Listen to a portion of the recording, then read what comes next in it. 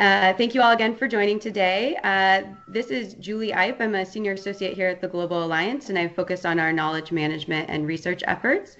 And in today's webinar, we are excited to share with you the results of a recent study on cookstoves and black carbon that the Alliance supported, and that was carried out as part of Project Surya by a research team from Nexleaf Analytics, Scripps Institution of Oceanography at UC San Diego, and the Energy and Resources Institute.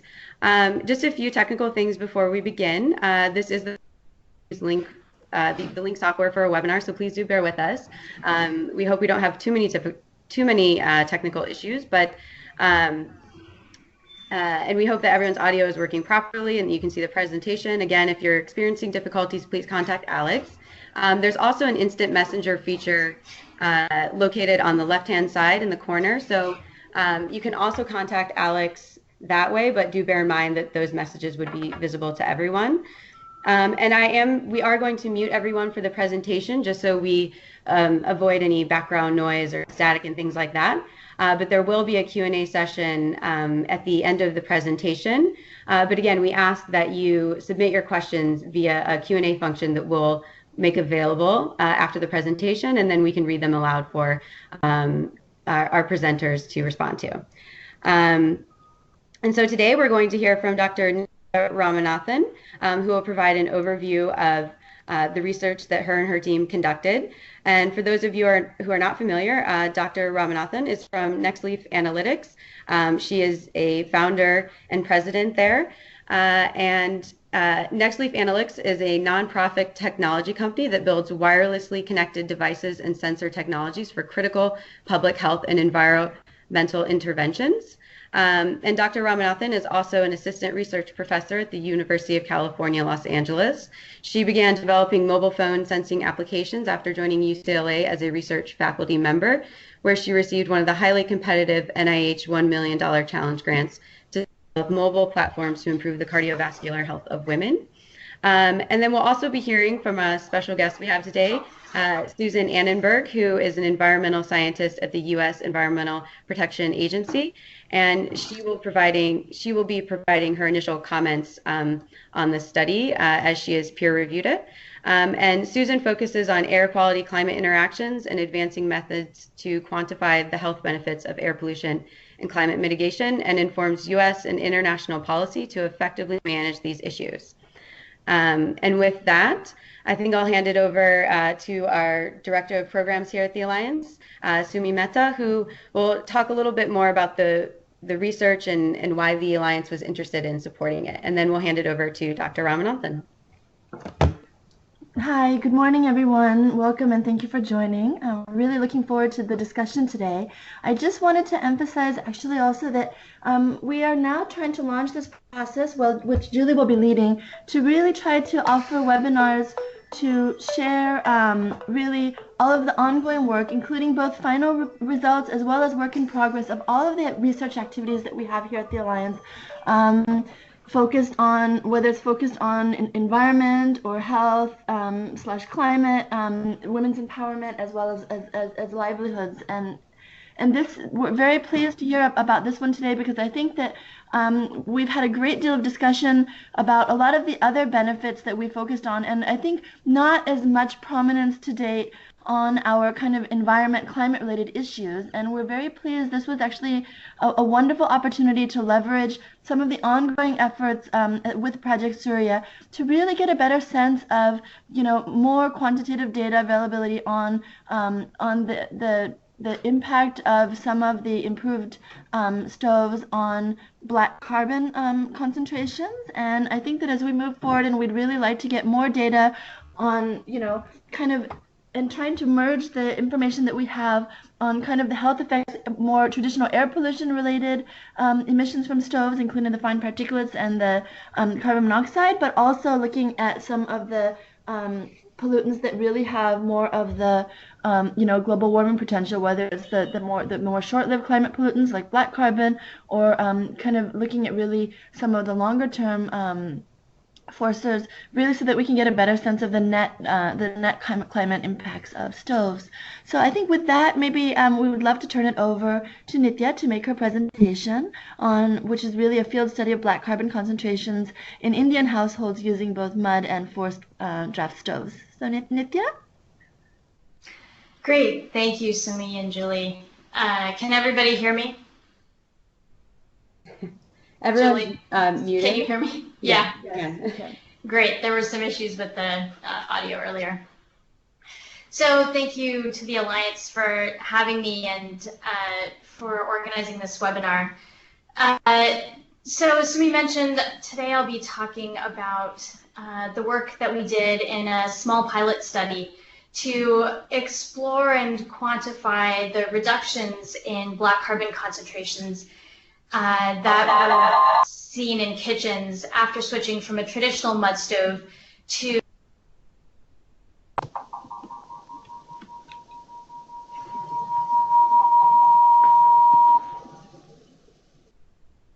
Nithya? Julie, I hear an echo in the audio. Okay, let me try and see if we can fix that. Oh, I think I see what the problem might be. We need to mute ourselves here.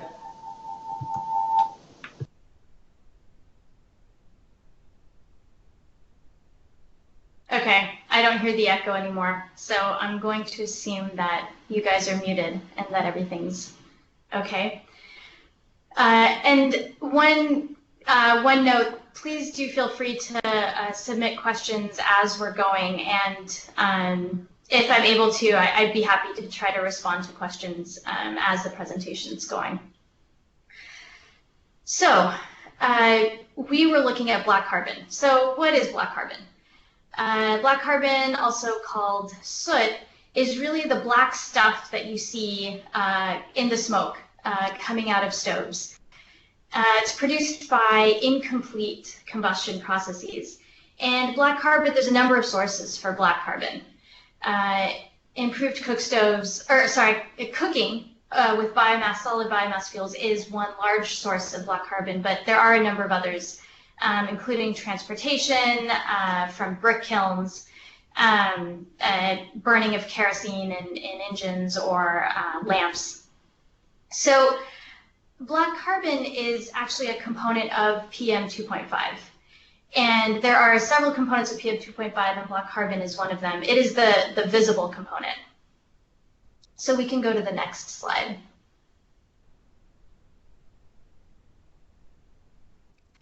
And black carbon is associated and has a number of impacts. So speaking actually first about PM 2.5, of course we all know that there are large health impacts through exposure to PM 2.5. So this is a map put out by NASA, and I just really like this graphic. But it tells a story that probably we're all familiar with, which is that the darker spaces on this map are where there's more deaths per square area through exposure to PM 2.5. And so if you look at the darkest concentrations, you can see that they tend to focus on the Indo-Gangetic plains in India, and then also in northeastern areas of Asia and China. So we can go to the next slide. And so more recently, the health impacts of PM 2.5 have been, of course, studied for decades. And more recently, there have been studies looking at what are the health effects of black carbon. And so this was one study put out by the WHO. It was a summarizing study of all the existing evidence to date that was put out a year or two ago. And what they found was essentially that there are certainly health effects that are related to the presence of black carbon. And so while causality had not been established, the report found that there wasn't sufficient evidence yet to establish causality, that there was certainly enough evidence showing that there was a strong relationship with the presence of black carbon. And actually, even more recently, there have been studies. There was one big study in China showing that, in fact, there could be a direct link between exposure to black carbon and some of the health effects that we've been talking about with PM 2.5. Next slide, please. So talking about beyond health, of course, as Sumi was mentioning, there are the climate effects of black carbon. And so black carbon is considered to be the second largest contributor to global warming after carbon dioxide. And so this has since been published in a number of studies. And black carbon, and the reason is because it is one of the dominant absorbers of solar radiation in air pollution. Some of the other effects of black carbon, though, also include glacier melting. So the glacier melting comes about not only through the increased warming, but also when you have these emissions of black carbon, the particulates sit directly on the ice. And because they continue to absorb the solar radiation, they actually heat up the ice and so directly contribute to faster melting of glaciers as well. And so just thinking back to the image that I showed you where some of the exposure to PM 2.5 tends to be the highest in those Indo-Gangetic plains, those also border the Himalayas, of course. And so there is a direct relationship between the emissions of black carbon there and more increased melting of the glaciers in that region. So next slide. Okay, so talking about all of these effects of black carbon then, what are some of the mitigation strategies for black carbon? Black carbon is an attractive target for mitigation because it is a short-lived climate pollutant.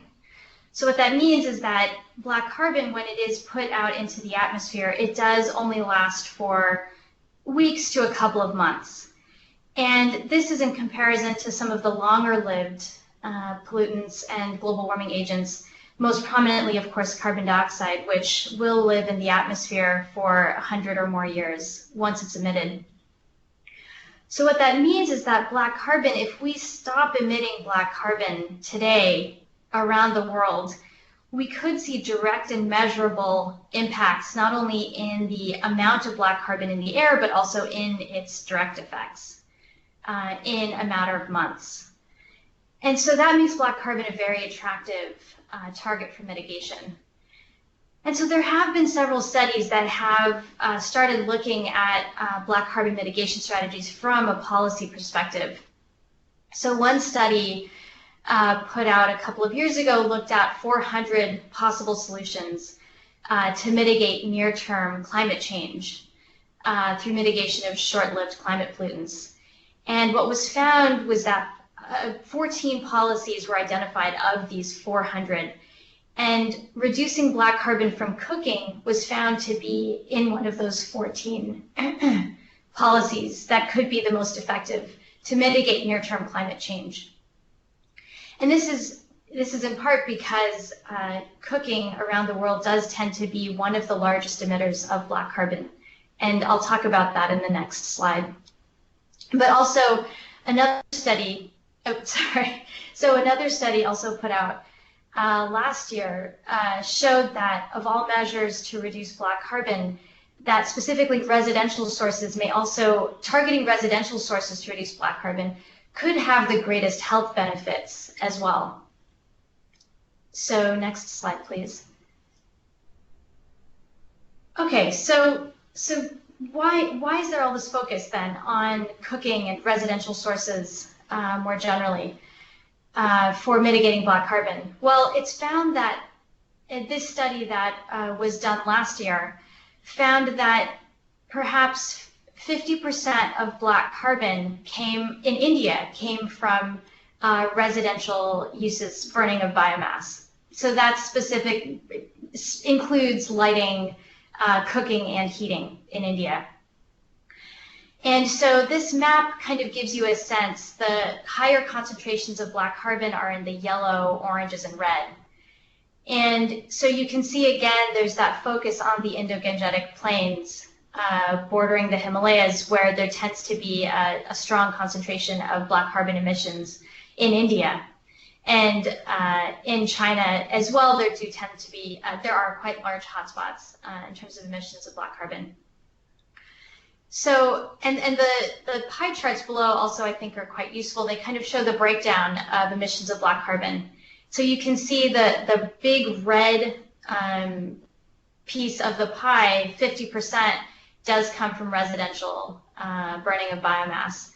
Other sources are, as I mentioned, transport, and then the big gray area, that includes open burning, as well as one or two other sources. So we can go to the next slide. Okay, so now coming to our project. This is a project with Project Surya. And Project Surya is a sort of large international collaboration that is led by 3 institutions, Nexleaf Analytics, the Energy and Resources Institute, as well as Scripps Institution of Oceanography. And the lead is actually at Scripps. And Project Surya looks at trying to identify and evaluate scalable solutions for scaling up the distribution of clean cookstoves, and also looking at specifically measuring the climate and health benefits of that introduction of improved cookstoves. And Project Surya did start in India, where about 2/3 of the population do cook on traditional stoves using solid biomass, like firewood, crop residue, and dung cakes. Excuse me. So we can go to the next slide. Okay, so Project Surya has conducted a number of studies. This is one of them. One of the earlier studies looked at identifying the most effective stoves. And so in one study that came out a couple of years ago, evaluating different stove and fuel mixes, this study compared both traditional mud stoves to natural draft stoves and forced draft stoves. So natural draft stoves and forced draft stoves tend to be the 2 common models of improved cook stoves. Natural draft stove is something like an EnviroFit stove, where it's a combustion chamber with no sort of electrical components or anything, and there's improved combustion there through the design of the stove. And then there are forced draft stoves, and those are stoves that have an electrical fan. It's a very small fan, like a computer fan, and this fan injects more oxygen into the combustion process and improves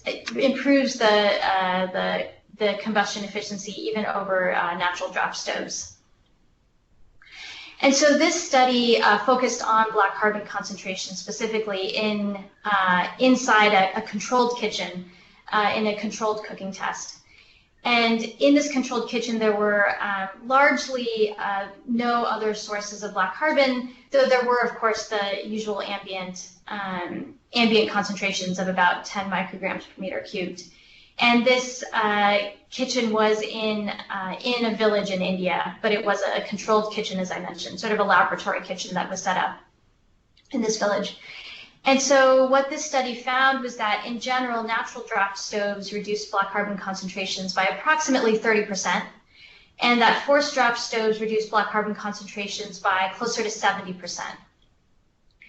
So Project Surya since then has really focused on the usage of forced draft stoves for the studies. And so we also used a forced draft stove in this study. That study that was done, by the way, also found that there was a large variability of performance across both stove as well as fuel mixes.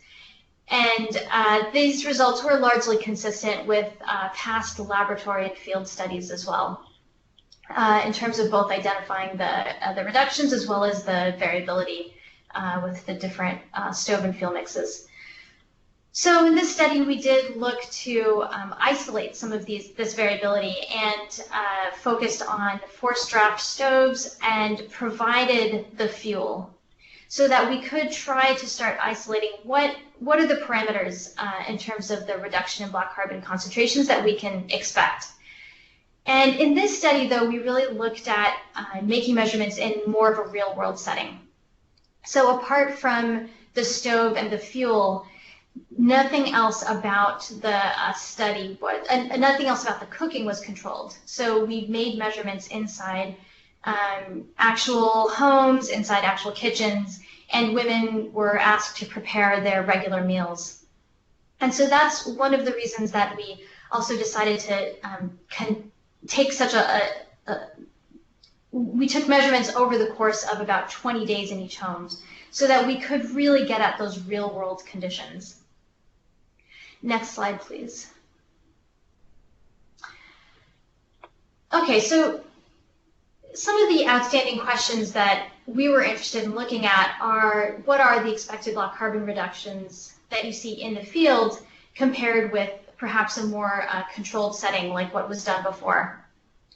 And also we were interested in looking at what is the variability in the measurements so that we could start putting tighter parameters on the study designs themselves moving forward.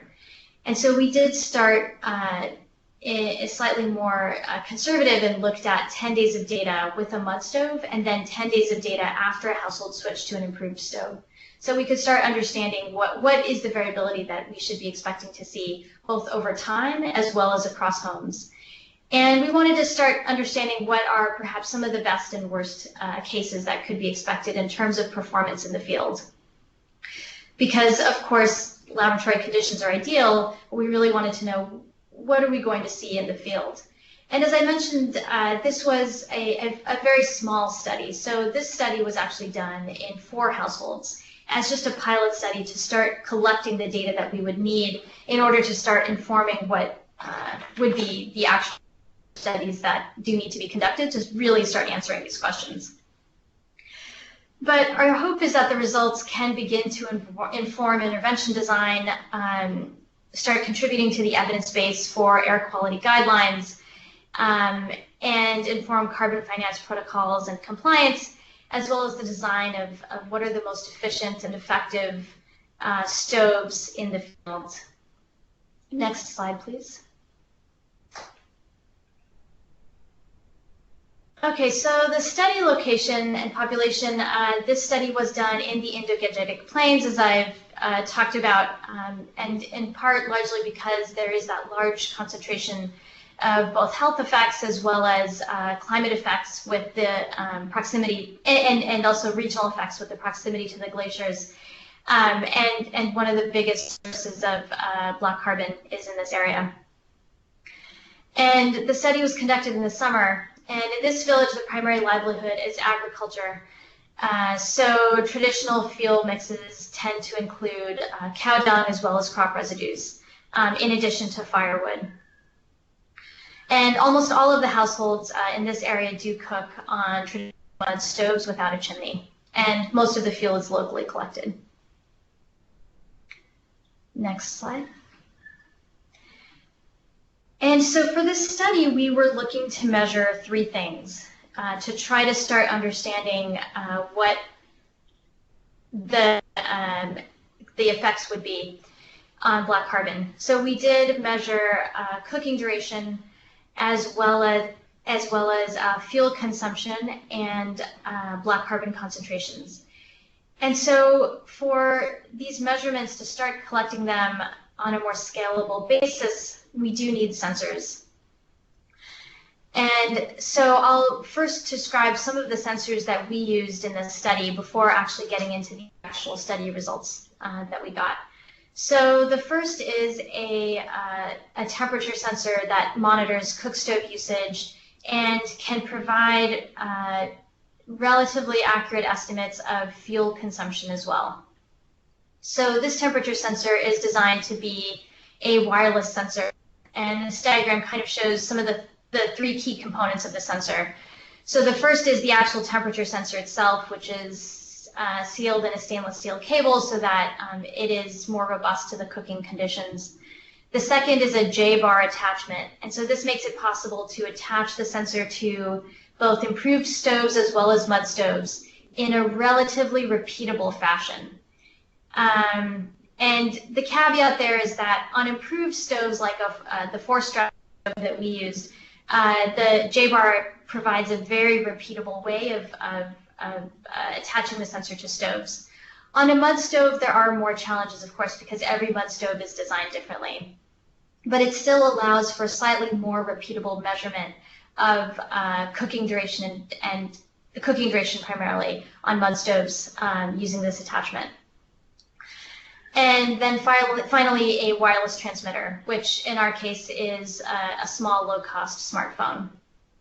And so the total cost of this device is close to $75 and is able to wirelessly transmit data using just the regular cellular network that's available.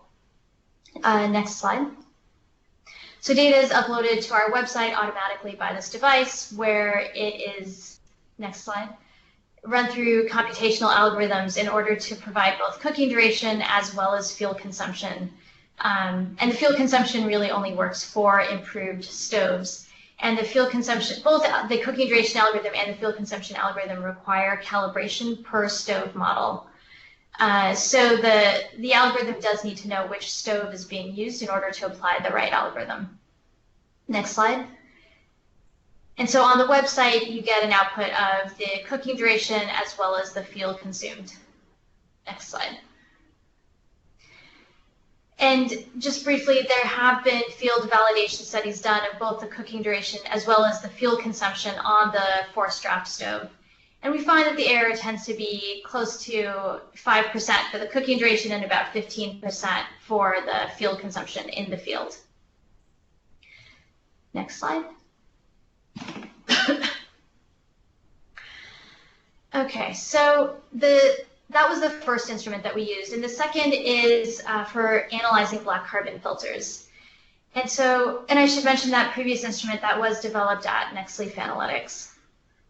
And so this second instrument was also developed by our group here at Nexleaf. And this device is to measure black carbon from a filter. So there's a standard sampler setup that is used in the field. Commercial samplers are available, of course, for about $1,200 to $1,300. This study actually used a sampler that was developed at Scripps. It's a miniaturized battery-powered sampler that provides low flow rates so that it can be left easily in a household for 24 hours. And so anyways, whatever sampler setup that's used, there's essentially just a pump, a filter holder, and a battery. And the pump pushes air through the filter, particulates collect on the filter. And when there's black carbon in the air, you get a grayish, blackish color to the filter. And so on the slide, you can see the red circle around the filter. And what our lab determined several years ago was that actually it turns out that because black carbon absorbs light across an array of wavelengths, it also absorbs light in the visible spectrum, which is why we can see it. And that the color of the filter actually corresponded almost exactly to the amount of black carbon that was on that filter. So that plot that you see on the left just reproduces that tight correlation.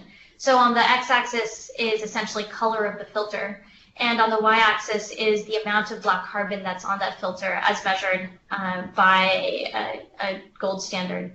And so you can see that there's quite a tight relationship between color and black carbon. So we were able to take that observation to develop a photographic-based method for analyzing the amount of black carbon on a filter.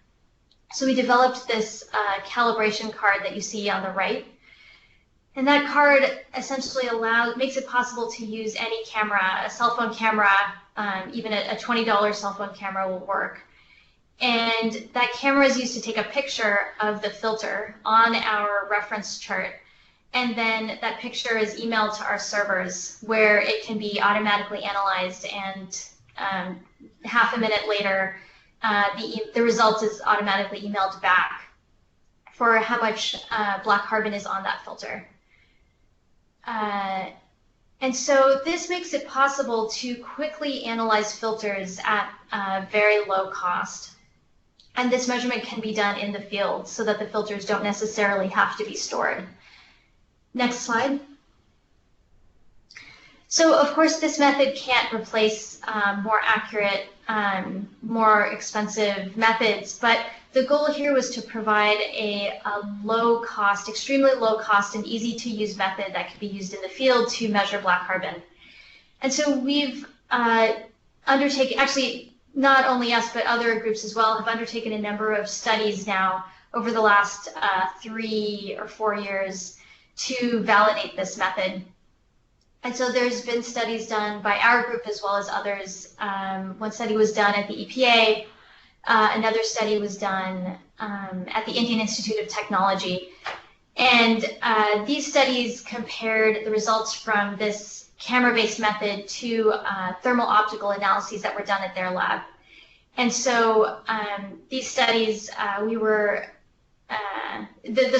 images were emailed to the server and the results were sent back, and the comparisons were done. And we tend to find that the error tends to be between 15 and 25% in these 3 studies. And so in order to contextualize that number, what has been found is that there are multiple ways of measuring black carbon, and there tend to be relatively large disagreement, even between gold standard black carbon analysis methods. And so the plot on the bottom right starts to point at that a little bit. So this plot was an analysis of the same source of black carbon.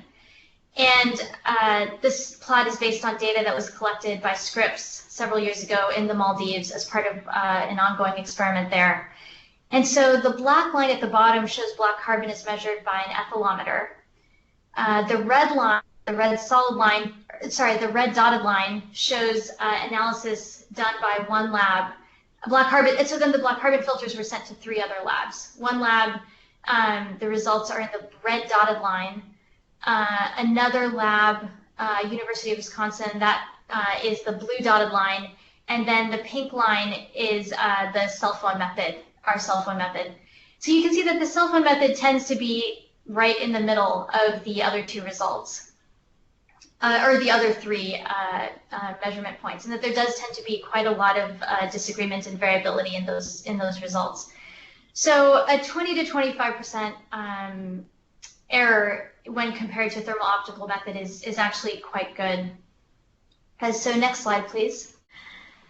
So I think I'll kind of just quickly go through these at this point. There's been a number of other validation studies that have been done. No problem, Julie.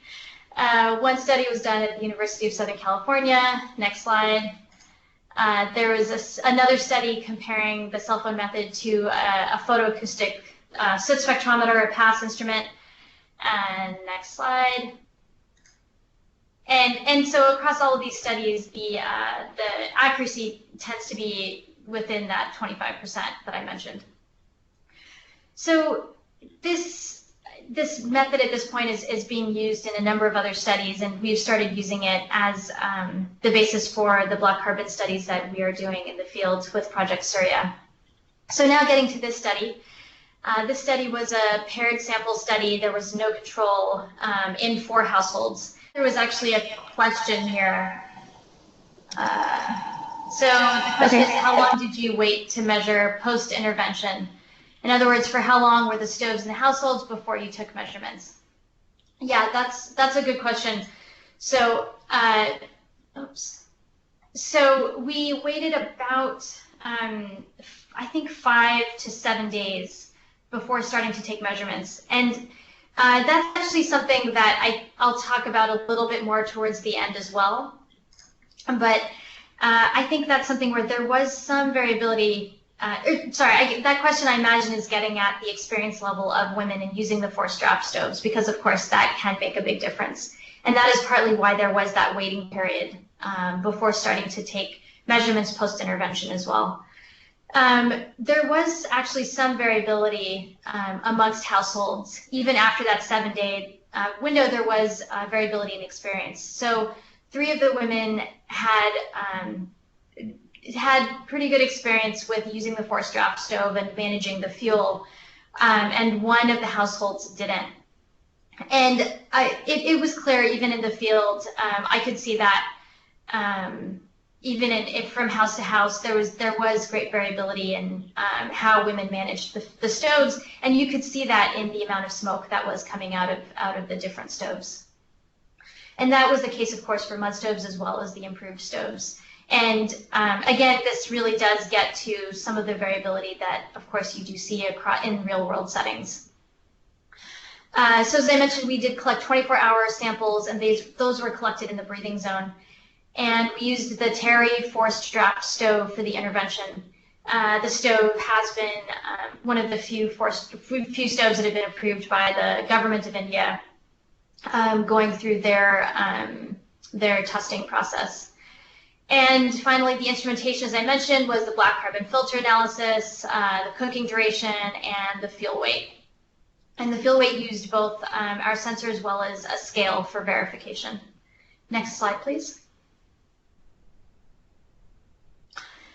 So this is just a picture from one kitchen to give you a sense of the instrument placement. So as you can see, the J-bar attachment was connected to the improved stoves. You can see that in the bottom picture, and then in the top picture you can see the sampler that was placed on a stand in the breathing zone of the kitchen. Next slide. Next, and just more pictures. So women, as I mentioned, were just going about their regular cooking activities, and we sort of did our best to place the instruments in a way that they would not influence the cooking at all. Next slide. So we collected we collected 74 filters across approximately 140 cooking sessions that were monitored. And there was statistically significant reductions in black carbon and in fuel consumption, black carbon concentrations and fuel consumption. Notably, there was no change in the cooking duration. And this is important for a couple of reasons. One, because, of course, the context it provides for the black carbon concentration, but also from a usability perspective, it is interesting that pretty consistently women note that the forced draft stove takes longer to cook on than on the mud stove. But our sensor data shows that there is really no difference. And this, though, could be for a couple of reasons. One, I think most importantly, the forced draft stove does require constant feeding of the fuel into the stove. And so this is still a big usability issue with the stove. Whereas a traditional mud stove, a big log can be placed in the fire, and then women can tend to other household activities. Next slide. So I'll talk a little bit more about these results now and what we actually found. This first slide shows a summary of the black carbon concentrations pre and post intervention for each of the 4 households. So this plot is a little complicated, so I'll take a minute to explain it, but it provides a lot of information, so it is useful. On the x-axis, we see black carbon concentrations for the mud stoves, and on the y-axis, we see black carbon concentrations when using the improved stove. And I should also mention, we actually didn't measure ambient concentrations outside in this study, but past studies have shown in villages very near this one that the ambient concentrations are roughly about 10 micrograms per meter cubed outside. So there is that contribution as well, of course, to the overall black carbon concentration inside the kitchen. So you can see that starting concentrations, on average, there's 1 point in this plot for each household. So you can see that the average household concentrations when using mud stoves ranged from close to 20 to close to 40 micrograms per meter cubed. And the error bars on the points show the standard deviation of measurements. So you can see that while 3 of the houses had relatively narrow error bars, you can see that household 3, which is labeled on the plot, had very large variation in the mud stove concentrations before the intervention. And so then on the y-axis, we have the black carbon concentrations after the intervention. So you can see that household concentrations of black carbon varied from about roughly 10 micrograms to about 20 micrograms per meter cubed. and that there was tended to be pretty small variation once the houses switched to forced-draft stoves, except for household 4 does have quite a big variation in their concentration. So household 4 has both the highest concentration as well as the biggest variability in concentration post-intervention. And while we can't draw any conclusions, it is worth noting, I think, that household 4, they were cooking for the most number of people, and they had to cook for, I don't have it in front of me, but I think it was 8 to 10 people in that household. And they were also cooking for the longest period of time. So the average cooking duration for that household on both the mud stove and the improved stove was about 6 hours a day. And that's compared with 3 or 4 hours per day for the other homes. So they did cook for about double the amount of time. So, as I mentioned, that household had the largest concentration and post-intervention as well as the largest variability. That house also had the smallest reduction in concentration. So they had an average reduction of about 15% in their black carbon concentration. So I think the final thing I'll mention about this line is that, or this plot, is that the black line shows no reduction. So points that fall on the black line would have no reduction in concentration, and then the blue dotted line shows the 40% average reduction across all the homes. So yeah, I think we can go to the next slide. Oh, and sorry, in the previous slide, household 4 was also, the woman also was the only one who didn't have any past experience in using the forced draft stove. So she was a slightly newer member of the family, as I recall, and so had not used a forced draft stove before the study, whereas the other homes had used a forced draft stove.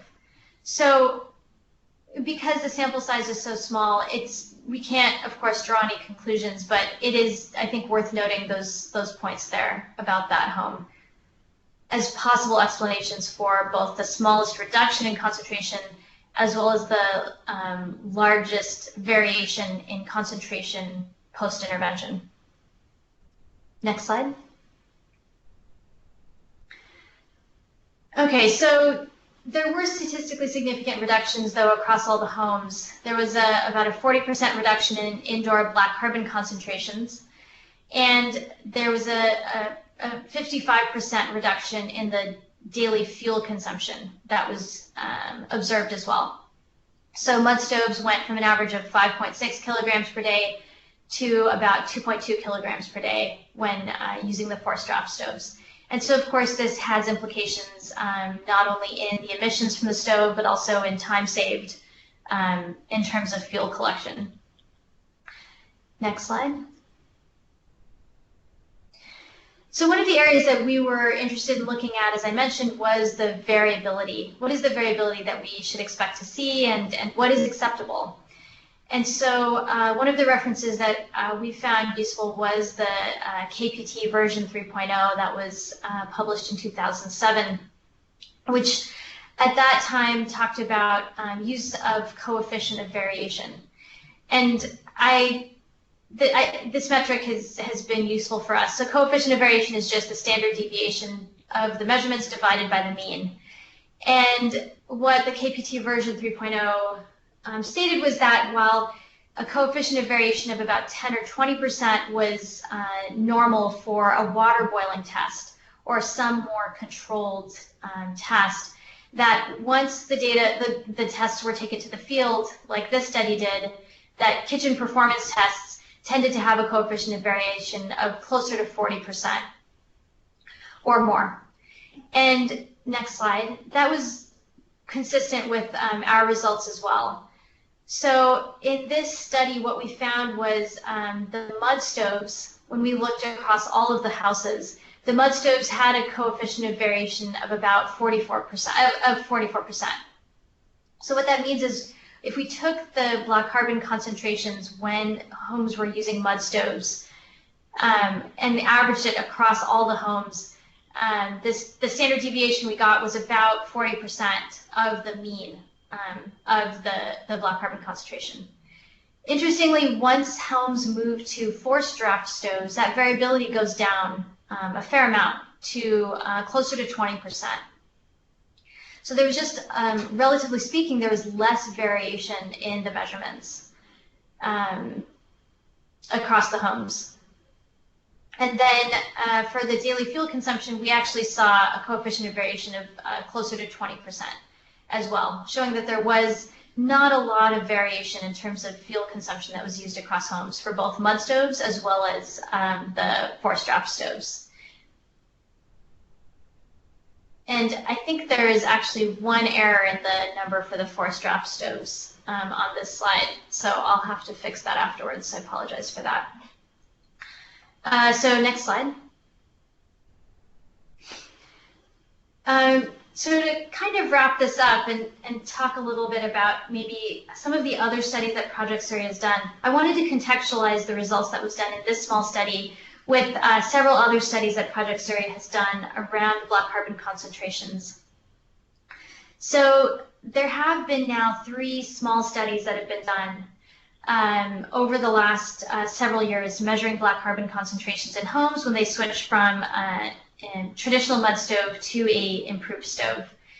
And so the first study was done in 24 homes. The measurement duration was a lot less. It was only about 4 days per home.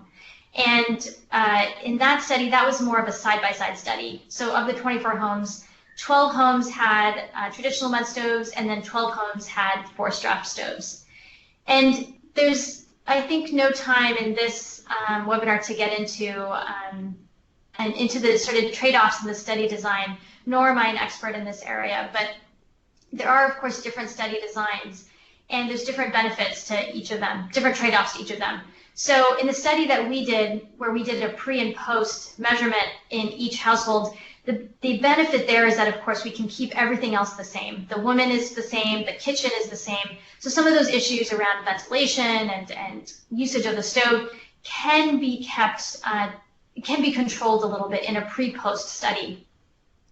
However, you do come into issues around seasons and external conditions, whether it's humidity, temperature, and other external meteorological conditions impacting the measurements that you see when going from a mud stove to a traditional stove, to a improved stove.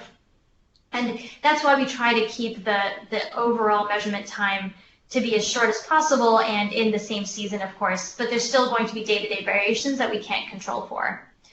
So that's when then you can get to a side-by-side study where you do have both measurements being taken at the same time. And so in this first study that was done in Aethalometer, that was a side-by-side study in 24 homes. And there we saw an average reduction of 36% between homes that were using mud stoves versus homes that were using improved stoves. I should mention that study did also use a different model of a forced draft stove. So it used a Phillips forced draft stove.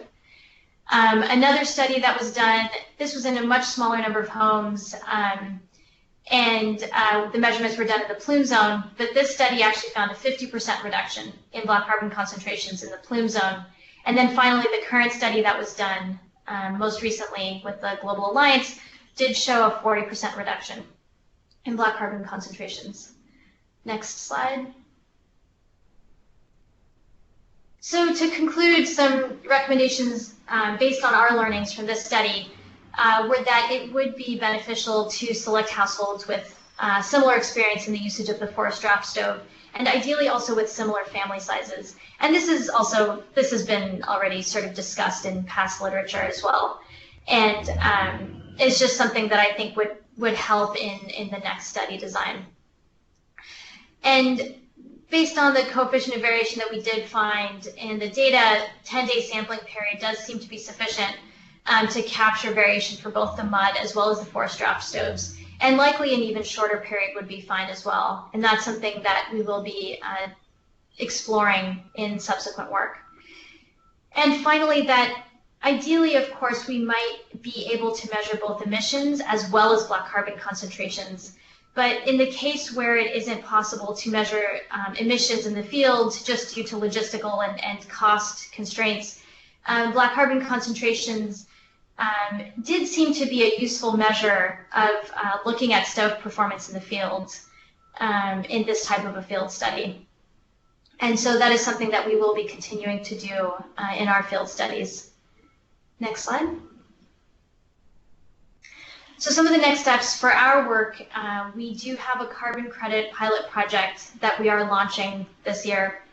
This will be in 5,000 homes, where we will be developing a new climate credit methodology to value reductions in black carbon in addition to reductions in carbon dioxide. And we will be exploring what are the impacts of providing money from a carbon market directly to households to help sustain adoption, help with maintenance and adoption. And as part of that study, we will be looking to do a larger study around the reductions of black carbon in homes. And one key learning, I think, from this is also that we will be looking at at measuring the impacts on black carbon concentrations when we switch to both improved cooking as well as improved lighting. Because, of course, one of the big sources, and actually I skipped over this point, so tying it back to the results that the first Project Surya study on black carbon concentrations, of course, we might have expected to see a bigger reduction in black carbon. So that study showed a 70% reduction in black carbon. So then the question is, of course, why didn't we see those types of results in the field? And of course, we did have smaller samples. We didn't have sufficiently big samples in order to sample the population. But there are still significant other sources of black carbon. And so a study that came out last year showed that, of course, black carbon from kerosene lights may be contributing almost to the same amount of black carbon as cooking. And so if that is the case in these kitchens, then of course it makes sense that we're only seeing a reduction of closer to 40% in black carbon concentrations, and to really start seeing that greater reduction in homes of 70 to 80%, that we would need to be targeting both cooking as well as lighting. So that is something that we will be looking at as well in future studies. I can leave it here. Thank you so much to, the final slide. Thank you so much to the Alliance for supporting this study and supporting Project Surya's ongoing efforts in the field. And as well as our other funders and supporters, Qualcomm and the United Nations Environment Program. So this, as I mentioned, is a very large effort. And this pilot was able to leverage that kind of large infrastructure in terms of instrument development and field work and sort of testing and all of that infrastructure that is associated with this work generally. So thank you so much to everybody, and I can leave it there, and I'm happy to take any questions.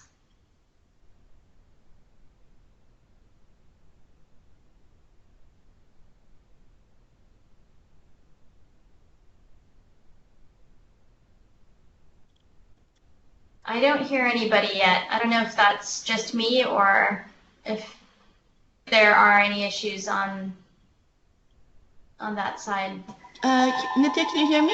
Yes, now I hear you. Sorry. Okay, this is Sumi here. I just wanted to say we also wanted to thank from the Alliances in Canada, who was actually generously provided the support that enabled us to actually support your efforts on this end. And hold on, there's terrible feedback. Is that better? Yes, much better.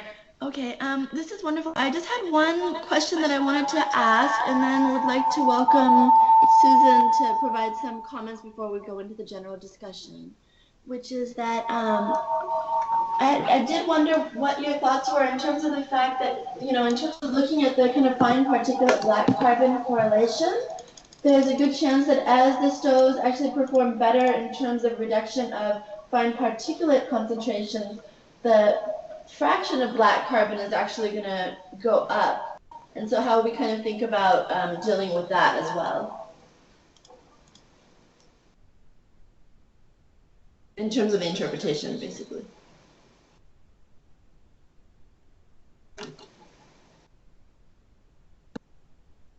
Oops. Nithya, are you still able to respond? Yeah, sorry. Okay. My side got muted, I guess. I was talking. Can you hear me now? Can you hear me now? Yes, we can. Okay, great. So I think that's a great question. That result came out, I think, in a paper last year. I think that's something that is going to take more measurement across more homes as well, and is something that will also require more of that detailed chemical analysis, as well as simultaneous measurements with PM 2.5 to really start understanding how those proportions may change.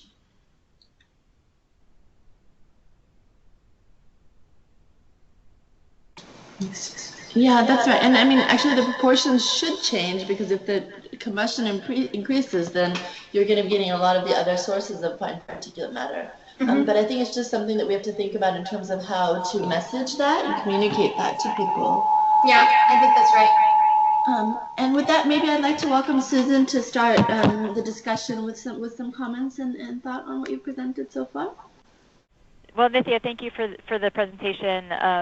Fortunately, I was able to get the slides a few minutes into it, so was having some difficulties at the beginning, but was able to follow in after a few minutes. And thank you to the Alliance for hosting this webinar. I think this is really useful to hear some of the results coming out of these innovative studies periodically. So this is really wonderful, and thank you for the opportunity to provide some comments. I've been following Project Surya for years now, actually, and I'm really continuously encouraged to see the innovative methods and results coming out of the project. So yeah, thank you. Thanks again.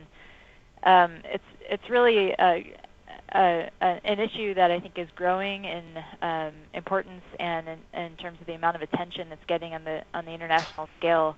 As the Global Burden of Disease project that recently came out now finds that household solid fuel use is associated with 4 million deaths globally, a significantly larger number than previously. And that's 3.5 million deaths from indoor exposure, with an additional 500,000 deaths globally from exposure to ambient pollution that actually originated from household solid fuel use indoors. So it's really a major burden that I think is growing in recognition. And of course, we're now also beginning to understand the impacts on climate, including through the mechanisms that Nithya mentioned, like deforestation and emissions of both long-lived greenhouse gases and short-lived climate pollutants like black carbon, and then also snow and ice melt. So I think what's happening is interesting. We're adding an additional policy motivator that hadn't been previously a focus of Cookstove projects. So historically, reducing fuel use was the primary motivation for cleaner stoves. We then, of course, began to get interested in exposure to fine particulates, PM 2.5, as that evidence started building that the exposure is creating, really a huge burden on public health. And now, of course, we're adding the additional focus on climate, and in particular on short-lived climate pollutants that really only came about in a big way in the past 3 or 4 years. So it's interesting to note, how these different policy goals influence our decisions, because different solutions might address different policy goals. So, some fuels and stove technologies might reduce overall fuel use, which would be great to prevent deforestation and carbon dioxide emissions, but they may not get substantial enough reductions in air pollutants and may not put a dent in black carbon. And so, of course, the million-dollar question is, what is the potential for different stove technologies to meet all of the policy objectives that we are interested in now? I think this study and the other studies ongoing with Project Surya are really moving us closer to being able to answer that question. Solid fuel burning stoves contribute over 20% of global black carbon emissions, and so really there's a significant opportunity here to reduce black carbon emissions around the world. And as Nithya mentioned, we continually find that of all the black carbon mitigation measures, clean cookstoves really provide the greatest opportunity to reduce the air pollution-related health impacts globally. So this is great. This is Project Surya is one of the first studies to find major black carbon reductions in the field using improved stoves. Other studies have found similar things in the laboratory, but of course it's critical to be able to observe those reductions in the field in real-world cooking settings as well. I wanted to note two issues to consider possibly going forward. And one of these, I think Sumi was alluding to also, and that's a question about total fine particulate matter that includes black carbon, but also includes other components in addition to black carbon. The question that I think really faces the sector is how clean is clean enough? Evidence is starting to show that we might need even 80 to 90% reductions in total fine particulates, PM2.5. And this study is finding, significant reductions in black carbon being one element of PM2.5 that drives the health impacts. Are those significant enough reductions that would actually result in health benefits for people using these stoves internationally? In addition, there might be changes in the mixture of PM2.5, the mixture of components that make up PM2.5. Black carbon might be decreasing by 40, 50%. What's happening to the co-emitted components? What's happening to organic carbon? Is organic carbon being reduced by the same fraction as black carbon? Is it staying the same? Is it potentially increasing such that the total PM2.5 reduction is significantly lower than 40 to 50%? And is it possible to measure these things on the scale that you can do now with black carbon because of this extremely innovative and exciting filter technique? I wanted to also mention in terms of total PM2.5, some of the other components of PM2.5, as some of the evidence has been showing in recent years, are actually reflecting of radiation. And so is it important to consider what's happening with the non-black carbon components of PM2.5 to be able to say whether these cookstove interventions are having climate benefits? So that's the one question I had in terms of total PM2.5. The other question is, how can these results move us forward in terms of incentivizing climate mitigation? There's a lot of interest in black carbon now because it's a strong absorber of sunlight. The other PM2.5 components, like I just mentioned, have an impact. Perhaps they're even, although they may be net cooling on a global scale, some of the other PM components might actually be warming if they're emitted over snow and ice-covered regions, because the particulates themselves are still darker than the very bright surfaces underneath. So how can those other components be considered in these contexts? I wanted to also ask, Nithya, you mentioned including black carbon and carbon financing, which is excellent. There right now is actually a group being formed within the Climate and Clean Air Coalition to reduce short-lived climate pollutants. They're forming a black carbon finance study group to assess whether it's possible to include SLCPs into climate financing methods. I think there's still a lot of open questions, like how to handle the co-emitted PM components that may be reflecting in some regions of the world, may be warming in other regions of the world, and then of course black carbon itself, has differential climate impacts in different parts of the world. But nevertheless, I think that the type of capability that you were that you all are embarking on is really moving these discussions forward. The last question I had is whether this can short-lived climate pollutants can move us forward, not just in climate financing, but also in the emerging standards for cookstoves and the ISO standard process that's ongoing now. There's an indicator for PM2.5, but is it possible that we're moving closer to be able to add an indicator for black carbon, and would that be useful? So I guess just to wrap up my comments, I just wanted to thank you again for such an innovative project. As I follow it, I continually come up with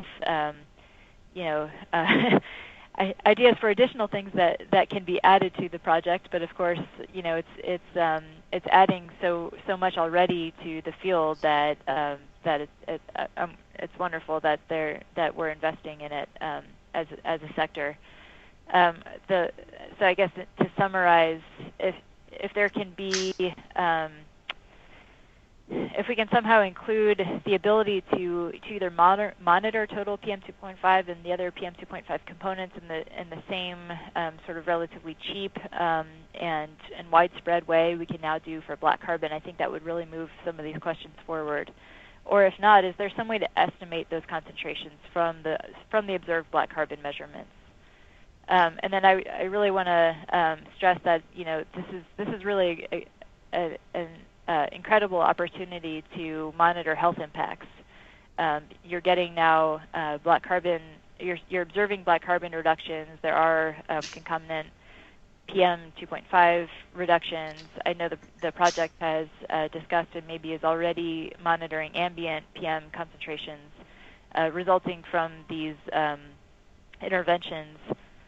Is there some way we can include monitoring for health benefits along the way, so we can start answering that question of, how clean is clean enough? So that's all I wanted to mention. I guess some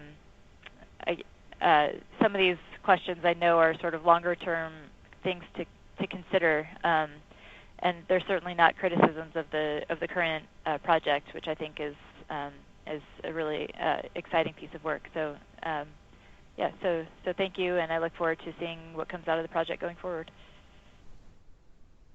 Susan, those were great comments. Thank you so much. I would definitely love to follow up with you actually afterwards as well on a lot of that. So as you're saying, I think the comments themselves sort of speak for themselves, that it's probably hard to respond to all of them right now, but I'll pick a couple of points. So absolutely, I think the point about the co-emitted species, so for example, the organic carbon, is a really important point. And being able to monitor the ratio of the black carbon to organic carbon would be fantastic and important and really necessary.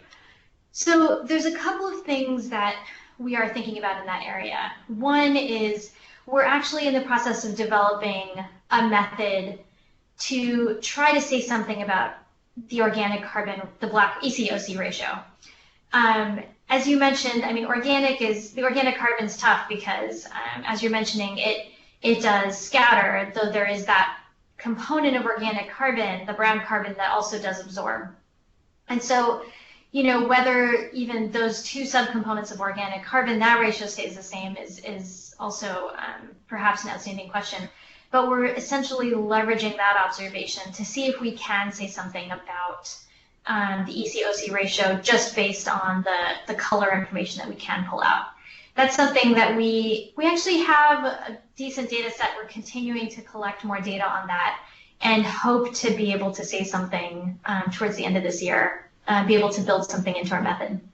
But I think there are several ways that we should still be answering that question because it is an important one in terms of measurement. And so one of the things that we're finding from our data, and again, I think we need more data to be able to say this, but it might be that it's possible. It might be that the EC-OC ratio may vary in a way such that it's possible to capture and measure it using some of those more expensive laboratory-based measurements just on a subset of the filters.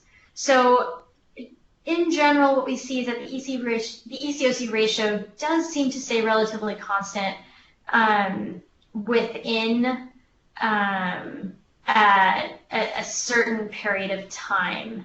And I'm very hesitant to say that too confidently because we do need more data on that. And there are going to be a lot of influencers on the EC-OC ratio that I myself don't fully understand. But the hope is moving forward that we collect 100 filters a day from households, and that 5 of those filters are saved for more detailed OC analysis in a laboratory in order to try to calibrate and figure out what is the EC-OC ratio across all the homes. I think your point about the larger sort of net impacts, yours and Sumi's points about the large net impacts when we start considering these co-emitted species, also a very good one. So as part of this carbon credit pilot project, we have developed a methodology which does attempt to both look at the regional impacts as well as the net impact when including organic carbon. And so this methodology does provide sort of a lower and an upper bound on the estimates of what is the net climate impact of the black carbon coming out of the stoves. And that's, I think, a conversation that would be great to take offline, actually, and to learn more about the black carbon finance study group that's going on in CCAC in order to see if there's sort of any useful overlap in work there.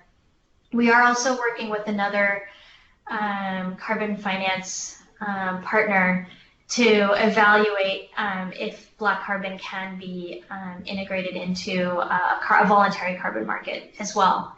And I think, as you were sort of alluding to, there's a lot of great work that needs to still be done in this area in order to really be able to say something and put something down on paper concretely. But our hope is that both the field data that we've been collecting and hope to continue to collect, as well as this methodology development, can really lead to something in the near future that would make it possible to essentially incentivize climate mitigation by valuing black carbon reductions as well. Yeah, maybe I'll leave it there in the interest of time. But if there's anything else that I can comment on, let me know. But otherwise, thank you. Those were great comments, and I think really helps to contextualize this work and put it in that sort of larger context. Great. Well, thank you. Thank you very much to both Nithya and Susan. At this time, we'd like to open it up to other questions from the audience. And I think the easiest way to do that at this point is just to use the instant messenger function located on your left-hand panel. There's a little comment box in the very left-hand corner, if it's not already open, that you can use to open that. And so please go ahead if you have additional questions. Please enter them there, and we'll see if Nithya or Susan or maybe Sumi can answer them. Thank you. So there's a question, who's purchasing the carbon credits from the 5,000 households? Well, so that project is just starting, and we've set up a Surya Climate Mitigation Fund. And so this fund is being set up in the interim in order to purchase the climate credits. So we're calling them climate credits instead of carbon credits. And the reason is because they do include black carbon in addition to the carbon dioxide. And the Surya Climate Mitigation Fund was set up in order to essentially be able to set up a closed system to experiment with.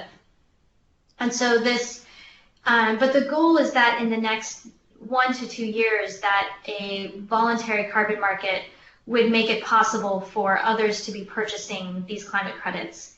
And we have received interest from outside groups in being able to purchase the climate credits already, but we are wanting to move a little cautiously and conservatively just to kind of test the methodology, test the verification, test the sensors, test the transfer, and really evaluate internally just the robustness and validity of this method and of the system before really opening it up to external buyers. But in the meantime, we are also working, as I mentioned, with a voluntary carbon market to try to put the infrastructure in place so that in a year or two, it would be possible to then launch in a broader scale. I can also mention here, so the way that Project Surya works, as I mentioned, it is led by 3 institutions. And the carbon credit pilot project, the lead is being taken by TERI, the Energy and Resources Institute, based in New Delhi, India.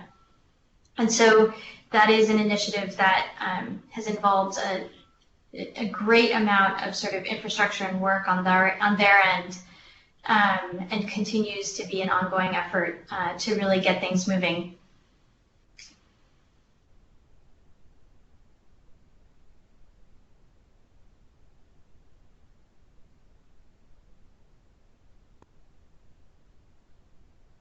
Great. Well, thanks so much, Nithya, again, for your great presentation, and Susan for your very insightful comments. If there are no other questions, I think we can conclude. Actually, we might have one more coming through. Let's see. Nope, she decided against it. Just a reminder that the webinar was recorded, and so you will be able to access it on our website in the next week or so if you'd like to listen again. And if you were still not able to access the presentation in the attachments section, or if you just weren't able to see it, please do contact us.